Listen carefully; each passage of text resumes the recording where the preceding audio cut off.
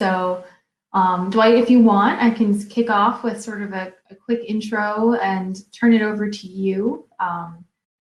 Yeah, that sounds great. Yeah, okay. So for those of you joined already, and as people join, my name's Kim Johnson. I'm the Director of Marketing. I'm here, Dwight's really the one leading this presentation today, but if you have any questions that are related to marketing, or any questions for us, please include it in the chat. And I'm going to help make sure that Dwight gets to all of them today and chime in here and there if needed. But I'm really going to turn it over to Dwight, who's leading the session. Dwight is CTO of Igor. Igor is a smart building technology company. We're an IoT platform that brings things together onto really into the Internet of Things to manage all your systems and devices in one place for your entire building. However, this is not Dwight's first go around as an entrepreneur. He previously founded QAS, which was also in the building management, analytics, and energy space. So he has a lot of experience being an entrepreneur in growing companies and being an innovator in the clean tech industry. So we're lucky to have him with us at the Igor team, and this has really been his vision from day one. And I'm very excited as well to hear about this. We all are dealing with the impact of COVID-19 on our businesses, and as we're adjusting to what the future will hold and how to overcome this particular challenge, it's benefited companies who are quick to pivot. So, or pivot or add or we'll hear today. I think you guys are done hearing from me. So I'm going to turn over to Dwight to kick off and tell the story came around to this innovative product during a time of crisis. Thanks, Kim. Appreciate that. And thanks everyone for coming and learning something about not only what we can do to, and the thought process behind how to respond to what's going on in the pandemic, but also just thinking about how to build product and kind of at least the approach that we've taken in doing so. So I'm going to just talk about, the situation that we were met with, that, the world was met with, and then how we thought about it and how to decide to respond to it. And some of the lessons learned, what went right, what went wrong, and just kind of our story and experience with all of this.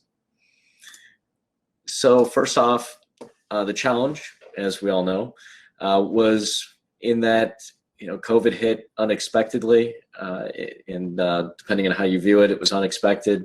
But, the March timeframe, things shut down for most everyone, and it gave everyone, including us, a chance to kind of just reflect on what could we do as a response to better the world.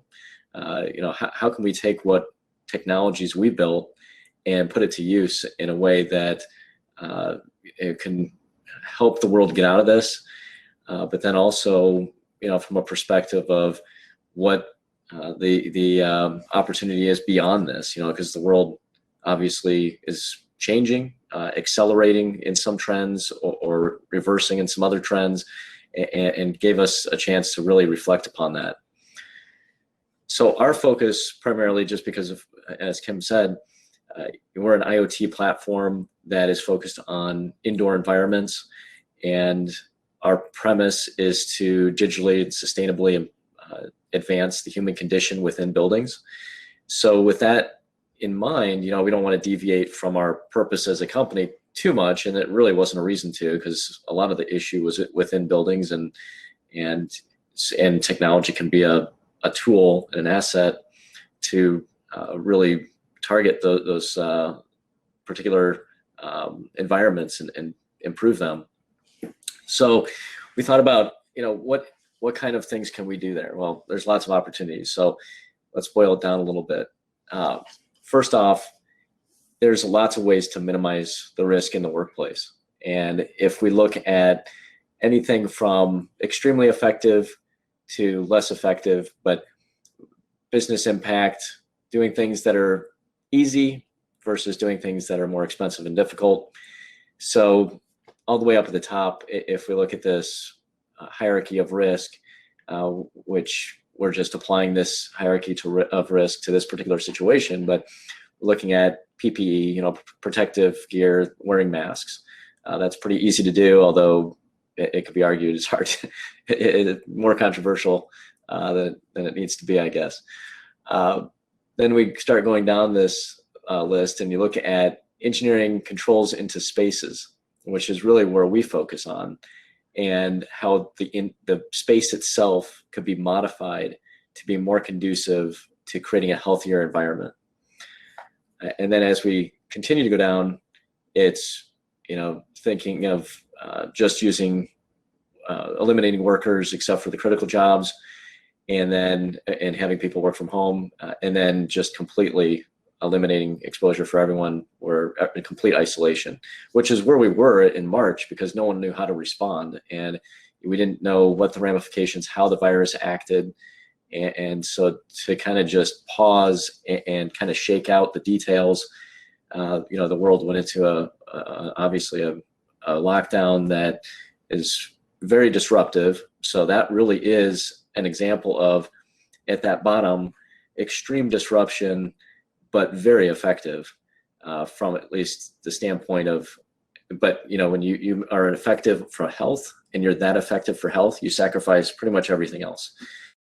When we come up with a solution that balances both being effective, but also doesn't sacrifice all the objectives that we also have, which are staying in business, and the economy continuing, and people having mental health and being able to still socialize together and things like that. So finding that balance, really the middle ground, right? That's where doing things that go into that middle area works out pretty well.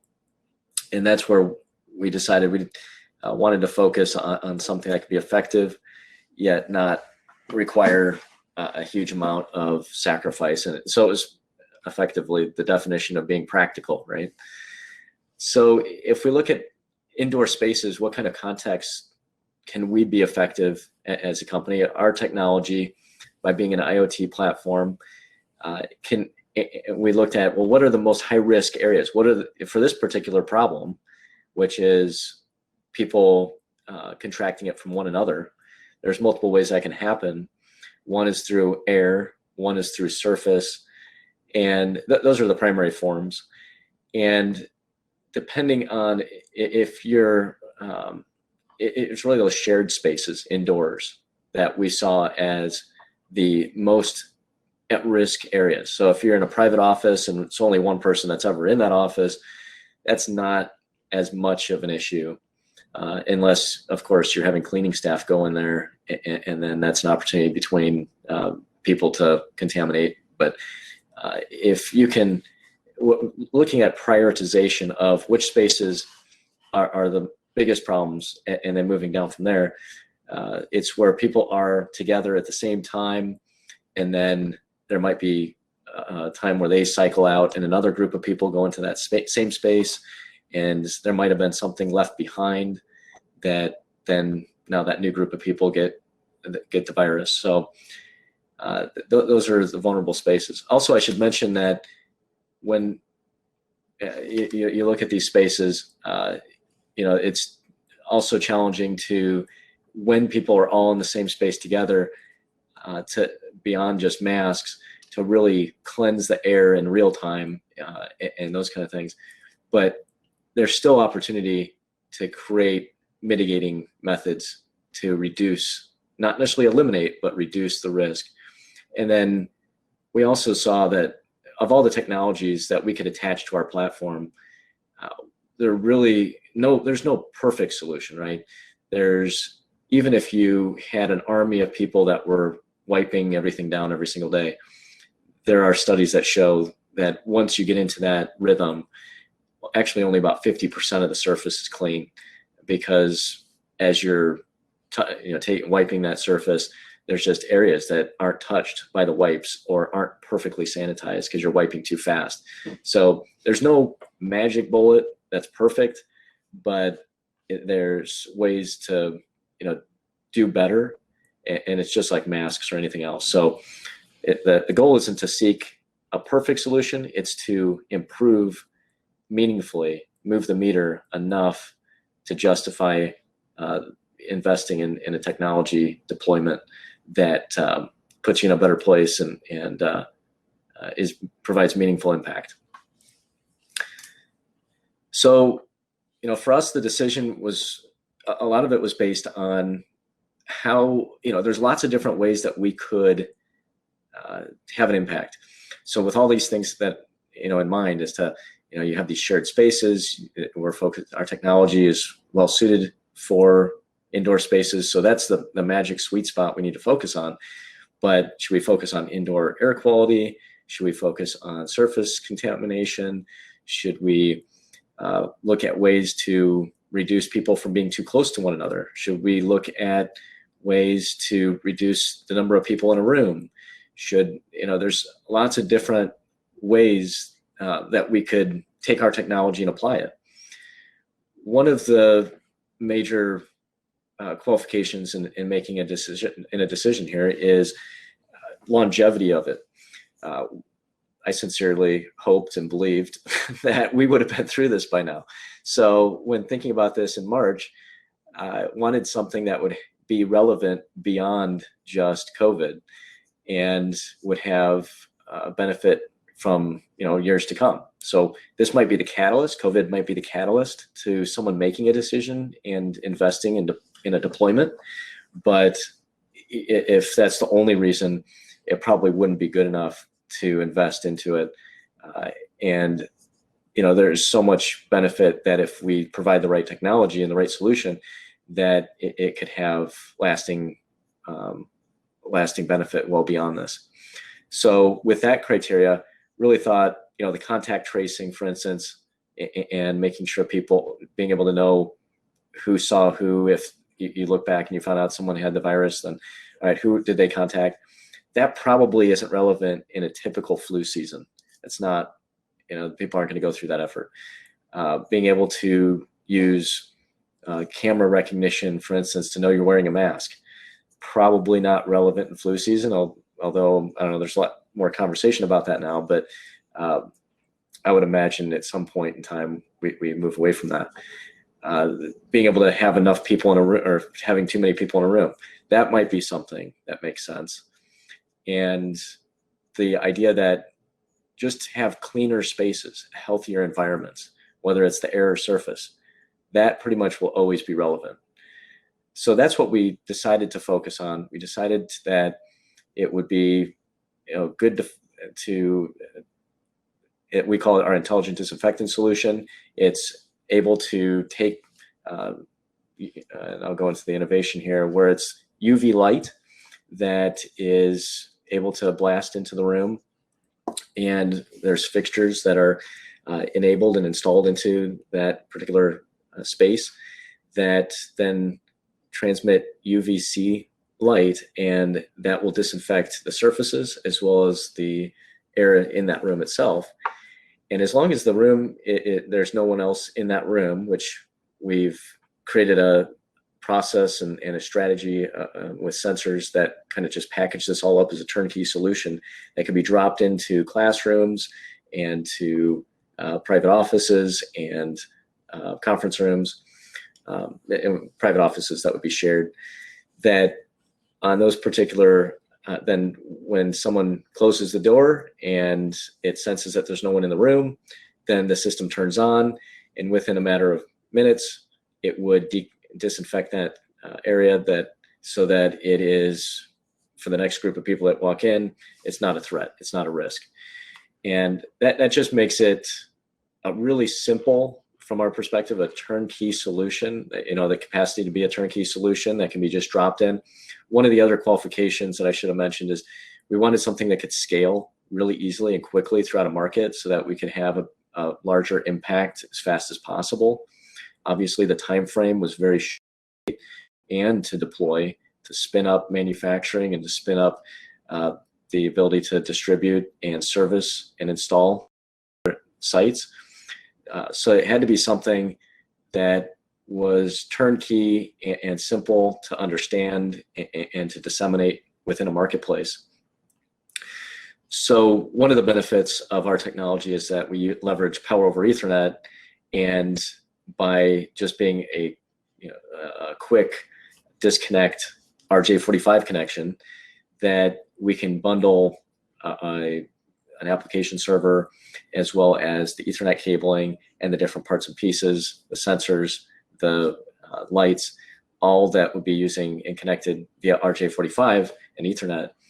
And by doing that, it creates a very simple, well understood package that can just be replicated site to site and room by room. So that's really the focus that we had. And we call it our intelligent disinfectant solution. It's by bundling it in that way, it makes it very simple. And also the processes are just out of the box, just work. So for instance, it will go through a schedule at night that, let's say if you're a school, let's say if you're an office, it can just go through a schedule at night and disinfect, and you can get that really deep disinfection. But then also during the day, between, let's say it's a conference room, and between scheduled events, then you can have a touch screen on the outside of the room and allows people to close the room after, and it's verified by using people counting sensors, motion sensors. No one's in the room. It has a door contact closure sensor, so it verifies the door's been closed. And even though UVC light is a form of light, it is a certain wavelength that does not penetrate through windows.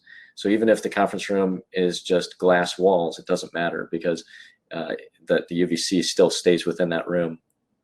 And so as long as that room is closed at that point, and we have sensors to verify it's closed and empty, you just press disinfect. It goes through the process of disinfecting, shows you a countdown of how much time is left, and then just says it's clean. And then all that data is also sent back to a service that allows for auditing, where we also saw, and it really hasn't been, there's incidences of litigation that's becoming pretty intense, although it's not nearly as widespread as probably thought when this first started. But the data can be very valuable to help just verify and promote that took steps to mitigate, and at least you're making an effort. You're incorporating it into best practices. It's automated and self-verified versus other manual methods such as workers coming into a room and cleaning. So those are all, that becomes a valuable tool just from not only a litigation standpoint, but also from employees and reporting to know from an HR perspective, the system's working, it's being done as expected, and is providing the benefit that is desired.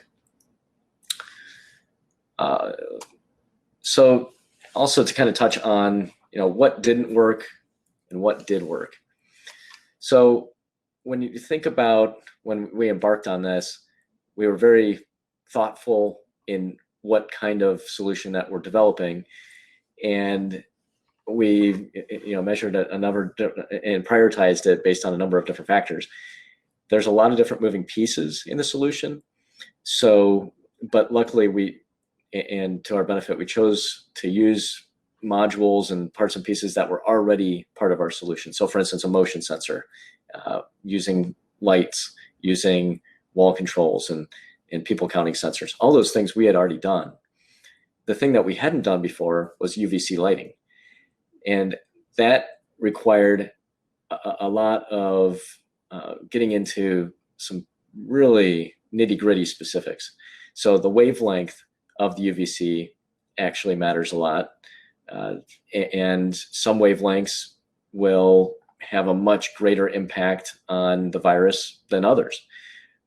There was very little research done on that. And we had to make the best choice we could on choosing the UVC light. And in some ways we got lucky. We ended up trying to choose one that had the most effect on DNA, which is known to be the 265 nanometer wavelength. Well, it turns out that, because this virus acts very similar to other viruses, that it also was most susceptible to that same wavelength. However, most people don't know to even think about that. So from a market standpoint, you have the opportunity for a huge amount of market confusion, and to many companies, that's an advantage.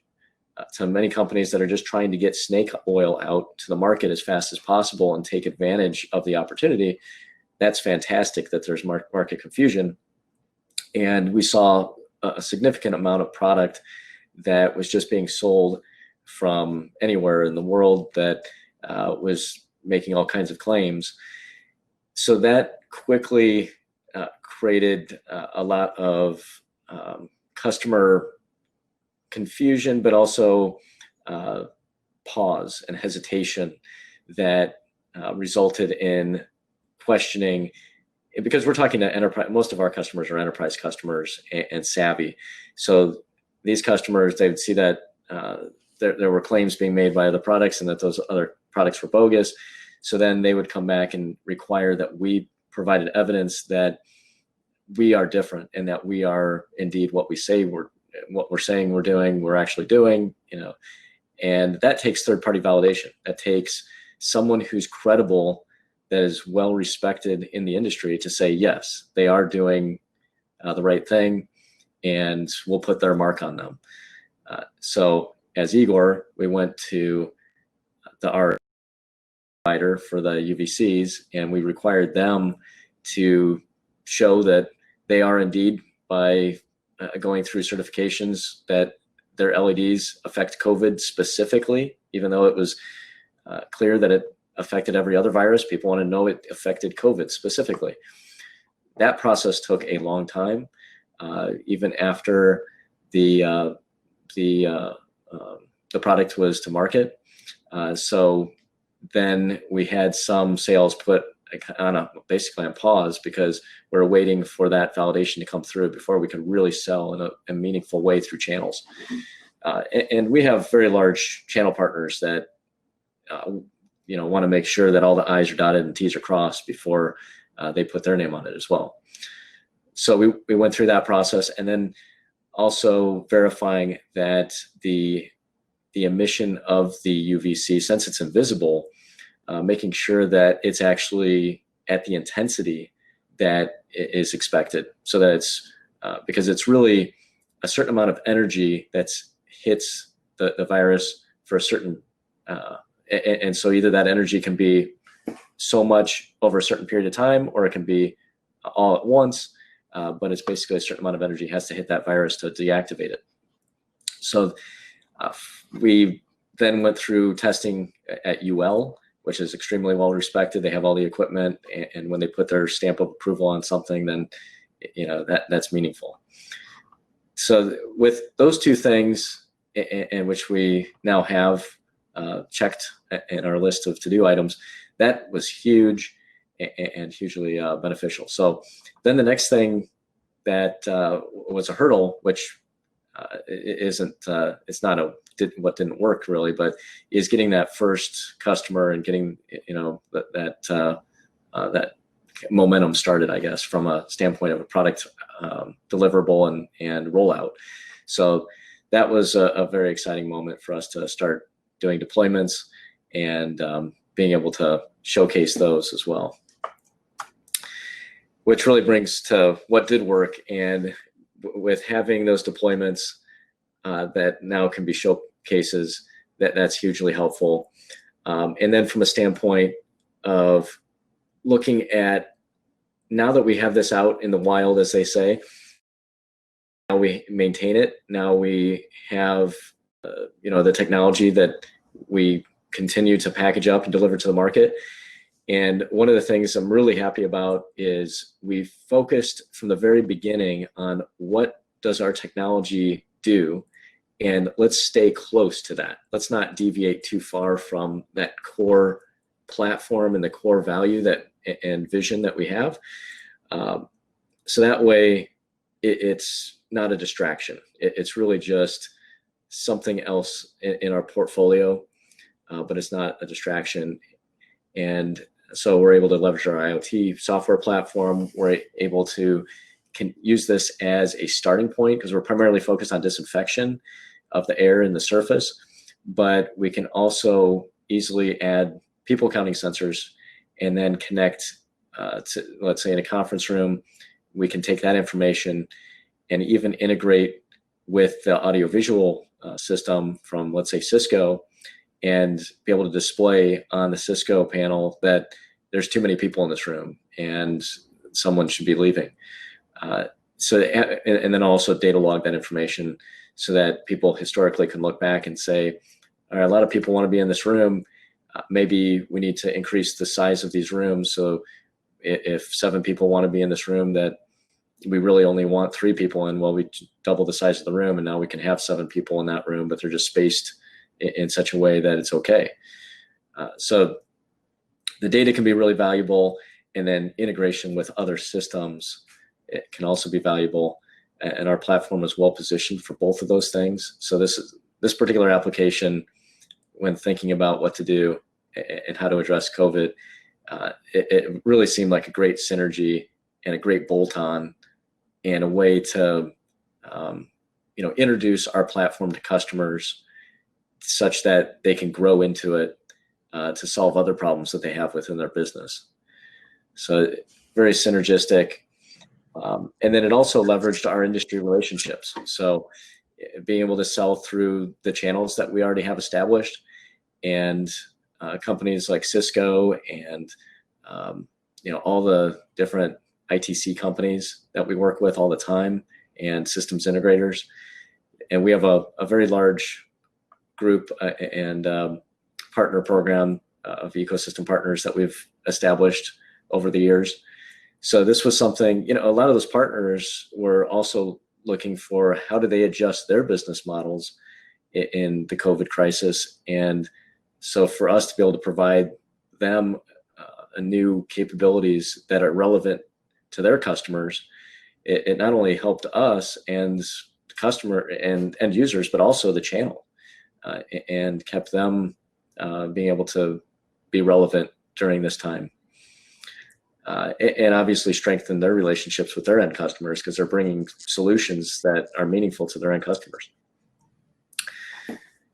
So overall, we're really just beginning this journey. I see it as a solution that not only today is relevant once again for COVID, but I think unfortunately we're seeing these epidemics happen more and more frequently, and just even the common flu and other viruses, it's going to be more and more expected that buildings are being treated as a health and safety concern, and people are taking measures, because otherwise I frequently say, if there's a lot of things that you can do at home and people have already adjusted to that. So a building has to be able to provide value to justify the commute and the lease of a building. And the building could become and should be a cultural center for your business and your organization, and a collaboration center. And there's a lot of value in that. And just humans in general want to socialize, but you have to have these kind of things in place, or it's going to be more detrimental than helpful. So if there's any questions, I know Kim, you're kind of looking for that. And yeah, absolutely. Yeah, we've got a couple, Dwight, and I would just say I think you've done a great job laying it out.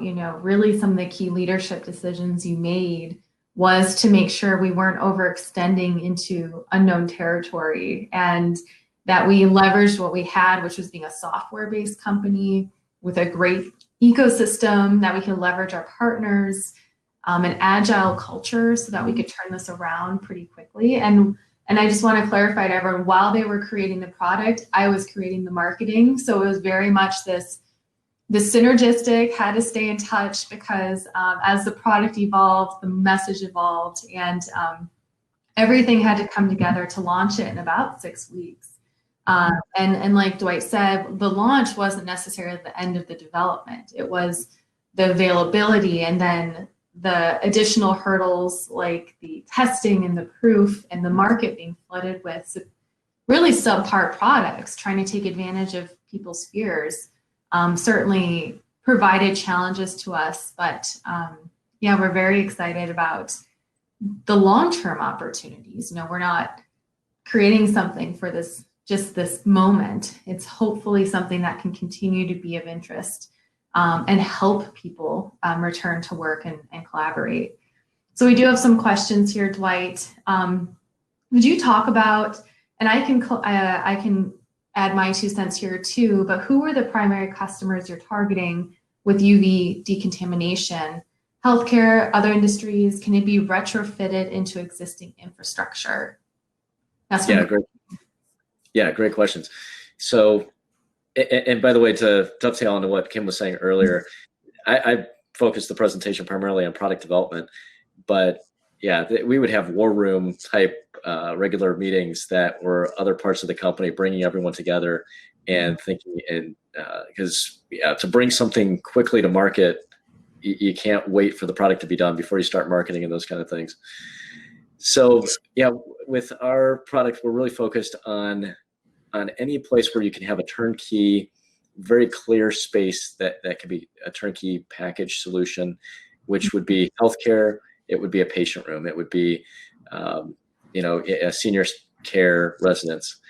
In healthcare and senior care in particular is a focus area of our company anyway. Then another focus area of our company is already schools, particularly K-12 schools. So doing a classroom kit was a natural, easy fit. Office is another one of our focus verticals that we focus on. So doing a conference room kit, doing a office, so even an open office. We do have another way of when someone is approaching a space, like an open space, that you turn off the light before you come in range of the light. Mm-hmm. And then hospitality is the other area that we really focus on. So doing in-room cleaning, where between, even when someone's staying at a hotel and then they leave and then the house cleaners come in and then they clean, you want to be able to decontaminate as much as possible between those two moments in time so that one person's not getting it from the other. So those are primarily the focus areas that we have. Yeah, I think the key is that it needs to be a space where there will be a point in time in which there won't be people. So there's a couple instances where, some areas of healthcare facilities wouldn't be the best fit for this, because if someone's on a ventilator 24/7, that's not the time to do it. We have to really make sure people aren't there. And that's been, from a marketing messaging point of view, we've had to be a lot more FAQ focused. I've learned so much about UVC because, you see that news release about a little UVC robot going into hotel rooms. But the problem is you have to know it's there and you have to know when it's done, and someone accidentally walking in, you can get burned very quickly. Blindness can occur, and we have seen accidents. So safety was a huge part, even from the beginning, before these accidents became a part of the news story. We've taken safety very seriously. So we're in it for the long game. What I think is really exciting is Dwight's built the company on this sort of Lego piece idea that you can kind of continue adding technologies once you have a PoE backbone and Igor's platform installed. So to me, it's no surprise our first customers are people who already had our technology, maybe controlling their lighting and their sensors and some basics in their building, because they had the infrastructure. For them, it was just adding one piece to their system with our software automations and additions. Suddenly they have UVC intelligent disinfection. And Dwight, as you mentioned, he's kitted it so that you can do per classroom or per hotel room. And to the question of being able to retrofit easily, that is definitely one of the advantages here, is because it's a low voltage class 2 electrical device, which means it doesn't have to be installed by an electrician. It's power over Ethernet. And it's as simple as, you see retrofits all the time for other power over Ethernet infrastructure, whether it's Wi-Fi hotspots or voice over IP or so forth. Obviously, there is some cabling that needs to be installed, so it's not completely unevasive. but people are looking right now and spending the time and effort and because and the cost because it does have enough value that people are addressing how can they make a healthier environment. And so you're seeing different technologies right now, at the very beginning, and even right now, people are just throwing bodies at it in the sense of just manpower and or human power in general. And so by addressing it that way, it's not a really sustainable, automated, auditable type process, but at least it's just fixing a short-term problem. But as we move into, this is hopefully not, COVID and the way we're acting right now isn't the new normal, but taking health seriously is going to be a new normal. And this is something that, also doesn't have moving parts, like a robot would have moving parts. And it's something that is, once again, low cost from an install perspective. Yeah. It's not promising the world, but it's a critical piece to maybe the long-term health and safety of people in the workplace. Dwight, we did get another question here about scaling the operation. Obviously, that's a major goal for any growing company, from startup to scale up to established company. And in relation to this product as well, do you have concerns about growing too fast? Maybe talk about a few of the growing pains in that. Yeah, that's a great question. So especially when there's thinking about the critical path, I don't have concerns about growing too fast in some ways, and I would have concerns in other ways. So for instance, the UVC light, which we were just queuing up in manufacturing and, helped the design of it. And some of the things that we did that were very unique. So we didn't want to just take an off-the-shelf UVC fixture because the ones that are available are line voltage and are not power over Ethernet. So we created one with a partner that is a manufacturing partner who does light fixtures all the time. That helped by using someone that's well entrenched and understands the process of manufacturing and design. That helped us eliminate and mitigate those risks. And they already had facilities to be able to scale rapidly. So that helped quite a bit. And, I didn't even mention, but some of the things that we really thought about and were very thoughtful of is, once again, UVC is invisible. So we wanted a light fixture that we designed with this third-party company that emits blue light and such that when it's activated, you can see the blue light coming out of it, and that makes you aware that that it's on, because you don't want it to be any chance of misinterpreting that. So yeah, I think that was our critical path and weakest point in our manufacturing and delivery mechanism. From a standpoint of channel partners, we're able to leverage those and scale very quickly.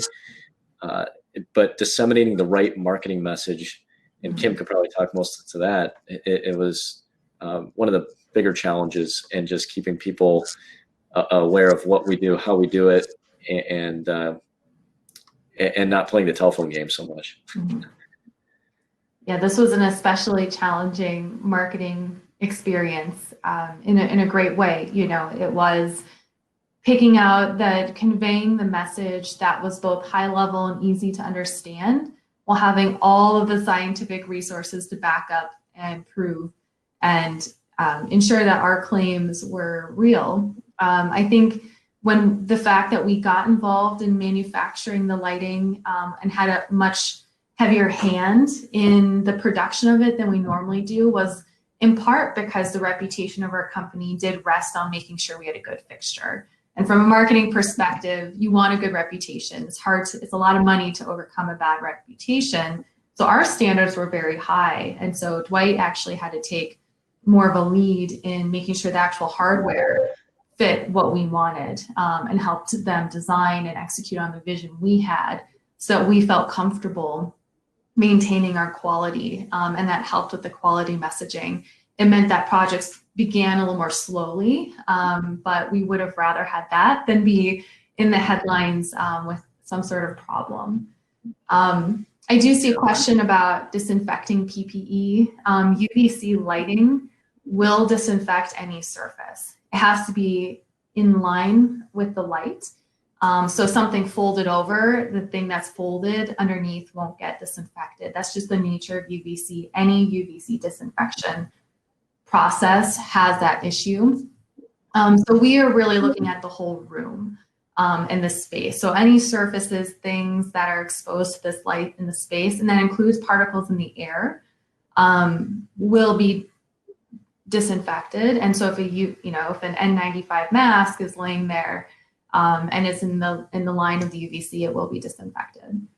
And we have situations where, let's say in bathrooms, and people are starting to design bathrooms now where they're not as much of a stall, but they would be individual rooms just so that they can incorporate the UVC as effectively as possible.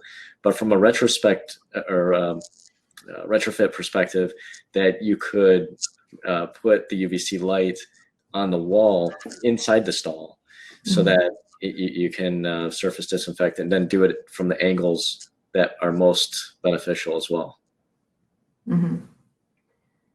And yeah, from our knowledge of UVC, it could be incorporated into card scanners, card readers.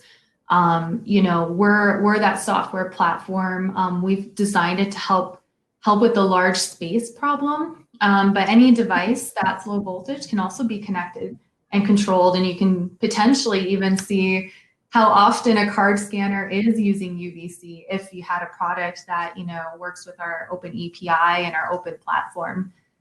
So I think that's something we again can leverage and say to partners, oh, you've got this particular product like people counting or people tracing or asset tracking that you want to incorporate into our platform.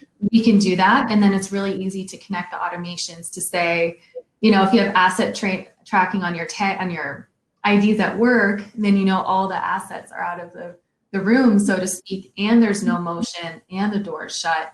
Then you've got your checklist, and then maybe, we can then automate the disinfection.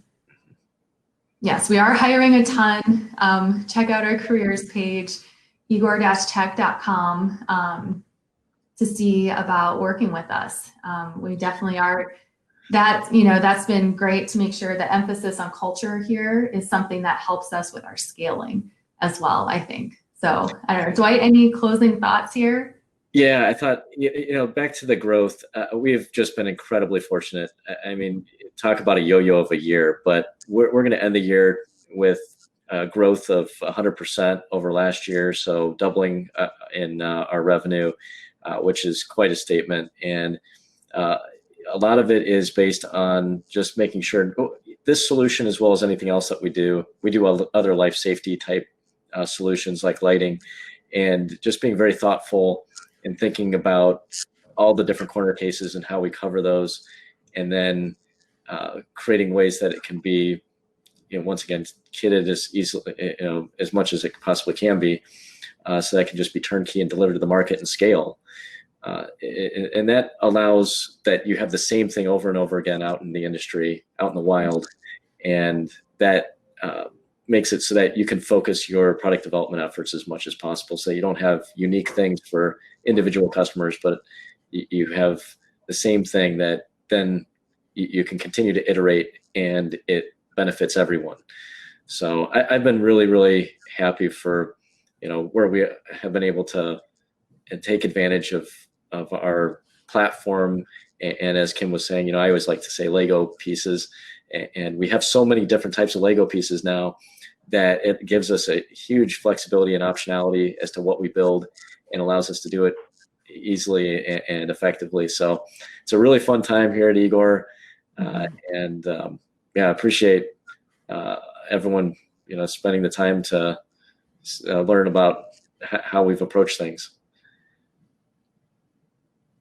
All right, well, thank you. I think that's it. Hopefully you all know how to reach us if you have any questions or inquiries or ideas. We're open, we listen, and we'll catch you next time, hopefully. So I think that's it. Thank you, everyone. Go enjoy your next breakout session or whatever next is on the agenda. And thank you to the InfoTec conference for still putting this on and bringing the community together. It's really been a great day. Thank you, everyone. Yeah, and thank you again, Kim and Dwight. I think that was a very meaningful presentation with a lot of innovation in terms of tech and insight into how to market it. Thank you again for your time and spending your session with us today. If you would like to, please fill out the session survey. I put the link in the chat so we can get some feedback on this presentation. And enjoy the rest of your day during InfoTec, and check out our next session at 3:15. Thank you.